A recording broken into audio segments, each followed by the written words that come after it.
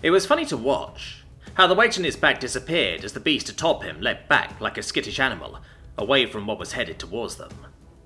Not that I blame her, he thought, as he gingerly clambered to his feet, wincing at the sparks that emitted from his suit as he did. I'd be a little worried if I saw that coming towards me. Turning, he couldn't help but smile at the sight that greeted him. Like some bastard mixture of a snake and a bullet train, a mass of black, shimmering goop tore up the ground between the mine entrance and where Jack was standing. "What is that?" Yin hissed, bouncing from foot to foot. He ignored her as he stepped towards the mass. It looked like his nanomachine cloud. Felt like it too, in that part of his hippocampus where the implants he used to control pretty much all his tech was located, which made sense. The stuff was using the same control software his nanomachines used, albeit with a few significant alterations. Because these weren't nanomachines. Nanomachines wouldn't be giving him a splitting headache, just from him controlling them. The kind of headache that suggested he was definitely in danger of having an aneurysm if he kept this up. Still, if that was the price he had to pay, it was worth it. Because the moment he'd ended up in this insane world, he'd known his nanomachines were limited, and he'd spent a long time worrying about that. Or at least, a few hours, which was kind of a long time for him. His problem was that his nanomachines were too valuable and complicated to use, so he needed something simpler, something easily replaced. Turning his mind back to the present, he looked down, gripping part of the black mass before him between his thumb and forefinger, and with but a thought, a piece came away. It was basically just an octagon with a magnet on each face. Not nano by any means. It was micro.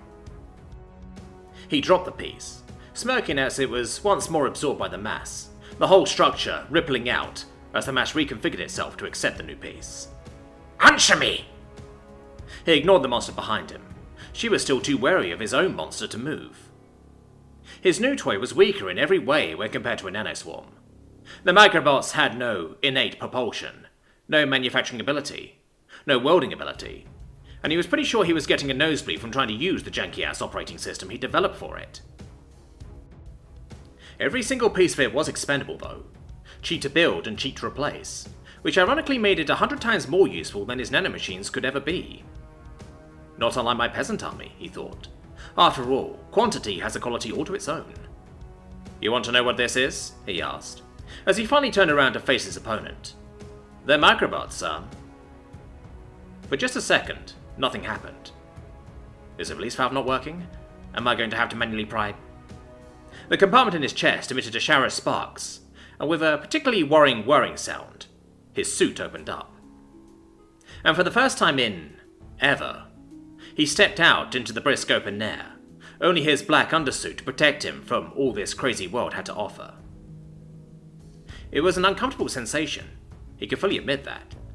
He'd grown accustomed to the security that came with having a few inches of space-age alloy and machinery between him and whatever this crazy world had to throw at him. It needed to happen though. His latest toy was a bit of a bandwidth hog, the end result of most of the code being designed for another system, and then adapted by a machine learning AI. It was worth it though. Oh, so worth it, he thought, as he raised a hand and the black mass imitated him, massive tentacles shooting out of the mass with a million resounding clicks. "What are you?" Then they shot towards Yin, the monster emitting a small yelp as she dodged backward, away from the grasping black hands of his new toy. They chased her though, the mass sweeping him up as it moved after her, more black tentacles forming out of the mass to surge unerringly towards the monster. "What madness have you summoned, male?" she roared, as she dodged swipes from the mass that left deep gouges in the earth. Jack chuckled, a little blood escaping from his lips as he emerged from the top of the blob, footholds forming in the mass to hold him upright as the black mass charged like a freight train after his opponent. Personally, he'd have preferred to stay within the security of the ball, but that had a non-negligible chance of him getting bended by the constantly moving interior. His control method was only 99.99% complete after all, and some of those clicks were a result of control surfaces grinding against each other. The blob was a whirring symphony of moving parts, and a system like that could not tolerate imperfections. And reality was full of imperfections, in the form of dirt getting underfoot, dust marring control surfaces, friction from the many parts of his new toy meshing against one another, He could feel it all in the form of a splitting headache, one that burrowed into his skull as the control system constantly tried to reconcile what should have been with what was. Plus, he needed to be able to see to direct them. None of the parts had cameras. Which is why he quite literally had a front row seat, as Yin's pride finally got the better of her, and she leapt at him. Him specifically, not the swarm. Claws outstretched, she was grace in motion as she sailed through the air toward him. In his suit, he would have struggled to intercept her. It was, after all, a piece of industrial equipment, basically just a shovel by any other name. And as a result, the command and control interface that linked him with it suffered an almost infinitesimal amount of lag, as synth muscle designed for strength, not speed, slowly engaged. The command and control interface for his nanomachines was much more fine-tuned. And given that his new toy's operating system was basically just a cut-down copy of that, it was just as fast and just as precise, which is why it took less than a second for a black, glittering wall to form between him and the monster, bending, but not breaking as she impacted it, her fist bleeding momentum as it sunk into the wall. Then that wall grew teeth. He felt as much as heard Yin shriek as the black mass bit down on her. He also felt as she yanked frantically back in an attempt to free herself, tearing loose both pieces of his blob, and herself.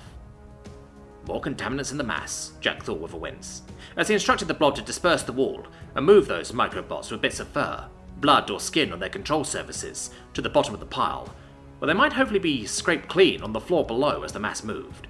"Monster!" Yin shrieked as she backpedaled, clutching her injured limb. "Perhaps," he shrugged, and launched more prehensile tentacles at her. He wasn't too surprised when a few of those swiping tentacles were met with hooves or fists, shattering them and scattering the component parts to the winds. It was a negligible loss to the overall mass. He'd have liked to summon a few things to add to his arsenal of tentacle horrors, but alas, the component responsible for that capability was back in his suit. "Ah!" Yin shrieked, as a blow finally slid through her defenses. Like a garden snake, one of his tentacles had slithered out through the grass and stabbed up from a blind spot and into her side. She shattered the black mass with an elbow, but not before another tentacle stung at her. And another. And another. Yeah, this is the endgame, Jack thought, as tentacles wrapped around the struggling creature's legs, quickly forming into a single solid mass. "You can't kill me!" she howled at him, spittle flying from her lips as one of her arms sank into the mass, the other waving wildly. "I am chosen, endowed with the truth, supreme mistress of the Marble Cloud Sect, destined for glory." "I don't believe in destiny, only the strength of my arm." Jack just raised a hand and squeezed. A little dramatic perhaps, but neural control interfaces often benefited from sympathetic actions on the part of the user. He could feel the black mass strain, squeezing against supernaturally tough flesh and bone, as the magnetic links between his microbots threatened to come loose. It didn't matter if they did, though. There were more where they came from. As many as he needed. You can't! You can't! It was funny, the moment she realized he was serious. "I think you'll find I very much can." "Wait! I surrender! I surrender!" Layer after layer of the clinking black mass formed over the struggling cocoon that had slowly formed around Yin. Only her face peeked out. He sighed. Mercy is the privilege of the strong, and I'm sorry to say I'm just not that strong. Not here. Not now. He glanced back towards the wall. "You've proven that to me." "Wait!" He squeezed, and as he did, he recalled a time when he and a few other lads at one of his first jobs, one of the few legitimate ones, threw a watermelon into the yard's trash compactor on a lark. What happened to Yin was a lot like that. Then it was done. And he was alone but for the dead, victorious and exhausted. It took days to get things back in order. Save the wounded, repair the walls, see off opportunistic animals, round up those members of the Marble Cloud Sect peasantry that had fled for the hills. Jack ticked off the list of things on one hand, because just leaving the poor bastards to die left an equally foul taste in my mouth. He'd received some pushback on that last action, which, while something he'd come to expect from the likes of Ren and An, it had surprised him to hear such vitriol coming from Gao and Lin. He would have thought his cultural advisor and new militia captain would have been more sympathetic to their fellow peasants. I suppose that just goes to show how cheap life is around here, Jack thought, as he tightened the fastenings on his new overcoat, admiring it in his bedroom mirror. It was made from wolf fur, specifically the first spirit beast he'd encountered on this world. Apparently garments made from powerful creatures made for quite a statement in cultivator circles, and given his plans to make his way to Tenhuo sometime in the coming weeks, he needed to make the best impression he could. Ren had been most insistent on that. Both that he needed to go and that he needed to make a good impression. The magistrate and the Empire at large had to be informed of Yin's heresy and the rot festering within the halls of the Bubble Cloud Sect. Oh, and he technically needed to swear vassalage to the Empire while he was there, given that he was technically a squatter right now. Or a foreign invader, if you looked at it another way. Sure, he'd managed to see off the Bubble Cloud Sect, but all that had done was kick the issue up the totem pole. And given recent events, he realised just how insane his plan to be mostly independent was. Still, going to the table as near peer would give him a hell of a lot more leeway than if he'd headed in that direction prior to his confrontation with Yin. So it wasn't like this whole thing had been for nothing. He fingered the wiry fur of his coat. He knew he could have made an even more powerful statement with his wardrobe choice for that meeting, but he flatly refused any suggestions by his council to make Yin into a fur coat. He shuddered at the very idea. He'd killed the woman. That was enough. Her corpse would be brought to the authorities in Tenhuo intact. Or as intact as he'd left it. Still, that was a problem for tomorrow, and today it was nice to be out and about in something other than a giant metal suit. Sure, he was going to have to get used to not having an inch of steel between him and the rest of the world, but that was a small price to pay for actually being able to feel sunlight on his skin. Not that there's a lot of that going around at the moment, he thought, as he stepped out of his home, Lin trailing behind, and surveyed the overcast skies. As if the world itself was taking note of the sentiment of the day, it looked like it might rain at any moment. Perfect for a funeral, really. He turned his gaze to where Ren and An were waiting for him, and he didn't miss the smoky looks from either of the cultivators. Unfortunately, given the flesh under his coat was more bandaged than not, the hopes of both women for a victory celebration of the carnal kind would remain unanswered for the immediate future. Though I do have some ideas for some less dangerous fun on that front, he thought, noting the way Ren was eyeing him. Just need to get creative about it. He shook his head, dismissing the thought for now. It didn't feel right to be thinking about things like that today. Any other day would be fine, but for today, and just today, he'd be decent. Inside and out. Come on, let's get this over with, he muttered. The funeral was held just out of town, on the south side. Gao didn't know when, but at some point, a small stone wall had been constructed around the area. It was a curious thing, so short that a man could easily step over it, yet dotted with an intricate silver filigree, in a language he couldn't even begin to understand. One did not need to be an inquisitor to see the hand of the hidden master in this. Men and women of the militia had died before, in beast attacks, both mundane and spiritual. It had not been uncommon in the early days of the militia, when a man had only the wall beneath him, the spear in his hand, and the allies at his side. Still, never before had so many died at once, not even prior to Lady Anne's arrival in the town. In the same vein, never before had such a large ritual been concocted. Music played, though from where he knew not. It was a quiet, somber tone, using instruments he had never heard before, not even in Tenhuo. It was a funeral for all that had died in defense of Jiangxi. It was a strange thing for a mortal to have. Usually they were just buried, far from the town.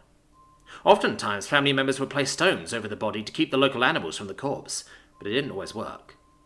Perhaps the family might have a small service prior in good months, but in winter there was little time for that. Not when there were more immediate concerns, like the next day's meal, or if they might be the next to freeze in the night. He liked to say that Tenhuo was better in that regard, but in many ways it was worse. By that standard, Kang was doing better than most. "Not a bad send-off, eh, old man?" Gao murmured quietly to himself. "I'm pretty sure not even junior Sect members get such a fancy showing." His words earned him a chuckle from those around him, fellow sergeants and former guards who had come with him from Tenhuo. Cripples, one and all, who had been remade in the Hidden Master's service. And now my subordinates, Gao thought quietly to himself. Part of him still didn't quite believe it, yet the old man had named him, in a letter in his desk, to be opened upon his death, as the new leader of the militia, and the overseer had confirmed it, even patted him on the shoulder when he did, with a few words of commiseration, though Gao could scarcely remember what those words were. What a strange world he lived in, where a cultivator would try to comfort a peasant. Stranger still, when a cultivator would organize a funeral and build a final resting place for them. Of course, Kang's part in the ceremony was long over. The overseer seemed to want to make a point of reading out the name of every man and woman that had fallen in the battle. Glancing over, he watched as another coffin, made of solid metal, was lowered into the perfectly square grave, a headstone cut out and placed just above it. Fang Ah, he read. Gao vaguely recalled the name and face, but little more. He had, after all, just been another recruit, one of hundreds, so it was no surprise that he didn't know that the man had a wife and 2 children, stood over the grave. The older one looked to be around 6, and, while the younger one, well, he'd never been good at guessing those young ages. Little more than a babe was as good a descriptor as he could give. Under different circumstances, he knew the weeping family would be finished now, at least as a unit. The widow might still find a new man to live with, but what man would also take in the 2 kids as well? But the Overlord was as good as his word. Gao had been instructed to organize a detail of men to see that a final compensation for all the fallen was paid out. 5 gold pieces. Enough for a family to live on for nearly a year if they were careful. Not that they'd need to. The walls of the apartment were still open to them. They would not be cast out into the snow. Likewise, a small stipend to buy both food and clothing would be provided each month. It was not much, but it was enough for a family to live on.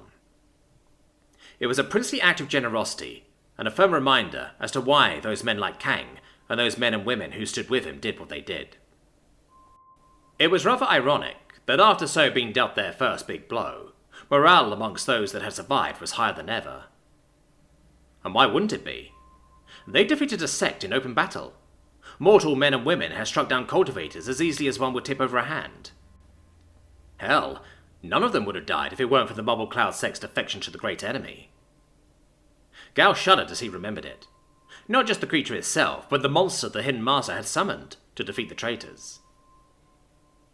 Almost against his will, his eyes turned to where the man stood in his fur coat, bereft of the armor he usually wore, but he was far from unguarded. Ignoring the sight of Arn and Ren at his side, and the man's own prestigious talents, the strange black, clicking creature waited in his shadow. Like a snake, it writhed around his feet, clicking constantly as it twisted to and fro. Gao shuddered again and looked away from the creature, turning his attention to the man controlling it. A reminder that only by pulling together can we triumph, that only by rising above our own petty self-interest can we truly prosper. Those before you have done that, made the ultimate sacrifice in doing so, and in turn we shall do right by them. It was the end of the man's speech, and with his last bit said, the coffins all began to descend as one. Once upon a time that might have prompted surprised murmurs, but all those present were members of the militia, or their immediate family members. They'd had the most exposure to the strange technique of Master Johansson. Prior to the service, Gao had made sure that each grave had an equal number of men standing by it. He'd been confused by the order when the Hidden Master had given it, but now he found he appreciated the strange custom. For each man was prompted to scoop up a piece of dirt with his hands, and slowly sprinkle them atop the coffin nearest. Many wept as they did so. Most kept a stony face. They were, after all, men and women of the Empire, one and all. Sacrifice and loss was a constant companion. Still, it was nice to say this final goodbye. "So long, old man," Gao murmured to himself, as the last of the soil slipped through his fingers. "I hope I'll see you in the next life." "Master," Anne said quietly, as they trekked back to his home. None of them had been particularly inclined to stay for the entire funeral. Perhaps the other 2 were simply bored of watching the peasants weep, but Jack himself had been suffering from a rather uncharacteristic sense of guilt. It was one thing to be a power-hungry tyrant in the making. It was quite another to have to see the consequences of that hunger, written in the faces of your underlings' weeping families. He wished he could say that the scene had made him want to change his ways. They hadn't. He just didn't want to wallow in it. "Why did you do that?" Anne finished slowly. "You don't think it was appropriate?" he asked. "No," the Catwoman said after a moment. "I mean, I think it was. I don't know how to say it, but I've never heard of mortals being given such extravagant funerals. Huh. He wanted to laugh. It wasn't extravagant. The graveyard had been the product of less than a day's work, and he needed something to do that wasn't the norm. It had been a good opportunity to think. It fosters loyalty, he said flatly. A man that knows his family will be cared for will be more willing to fight to the end for me and mine. That makes sense, Ren said, her own pensive expression lightening. Given that the relative value of a mortal has increased with your new weaponry, it makes sense to expend more effort in keeping them happy. Jack nodded, even as he tried to suppress a frown. Even if all Ren had done was repeat exactly what he'd just said. That was the logic, after all. Beside him, Unn didn't attempt to hide her dismay as she sent a mild glare the blonde's way, which sapped some of the strength from his grim look. He could well understand why Unn might feel that way.